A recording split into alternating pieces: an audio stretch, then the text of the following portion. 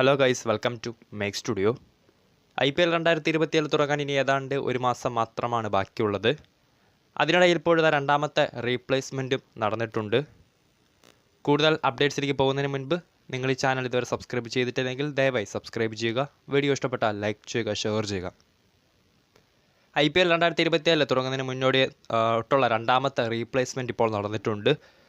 Kolkata Knight Riders ആണ് ഇപ്പോൾ റീപ്ലേസ്മെൻറ്റിനെ പ്രഖ്യാപിച്ചിട്ടുള്ളത്. നേരത്തെ ലക്നൗ സൂപ്പർ ജയൻസ് ഷമാർ ജോസഫിനെ തങ്ങളുടെ റീപ്ലേസ്മെൻറ്റ് പ്രഖ്യാപിച്ചിട്ടുണ്ടായിരുന്നു. നിലവിൽ പരിക്കേറ്റ ഇംഗ്ലീഷ് പേസ് ബോളർ ഗസ് അറ്റ്കിൻസിന് പകരം ശ്രീലങ്കൻ താരമായിട്ടുള്ള ദുഷ്മന്ത ചമീരയെ കൊൽക്കത്ത നൈറ്റ് റൈഡേഴ്സ് വരാനിരിക്കുന്ന IPL സീസണിലേക്ക് റീപ്ലേസ്മെൻറ്റ് പ്രഖ്യാപിച്ചിട്ടുണ്ട്. 50 ലക്ഷം രൂപ വിലയാണ് നിലവിൽ താരത്തിന് വേണ്ടി KKR മുടക്കിയിട്ടുള്ളതെന്നാണ് പുറത്തു വരുന്ന അപ്ഡേറ്റുകൾ.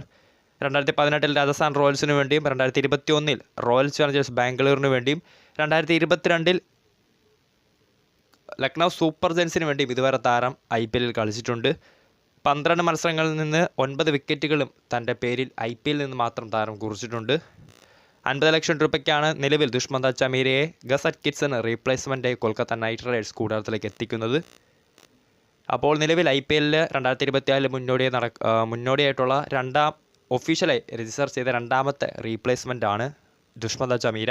നേരത്തെ മറ്റൊരു വെസ്റ്റ് ഇൻഡീസ് താരമായിട്ടുള്ള ഷമാർ ജോസഫിനെ ലക്നൗ സൂപ്പർ ജയൻസ് പരിക്കേറ്റ് പുറത്തായ തങ്ങളുടെ താരത്തിന് വേണ്ടി റീപ്ലേസ്മെൻറ്റ് പ്രഖ്യാപിച്ചിട്ടുണ്ടായിരുന്നു.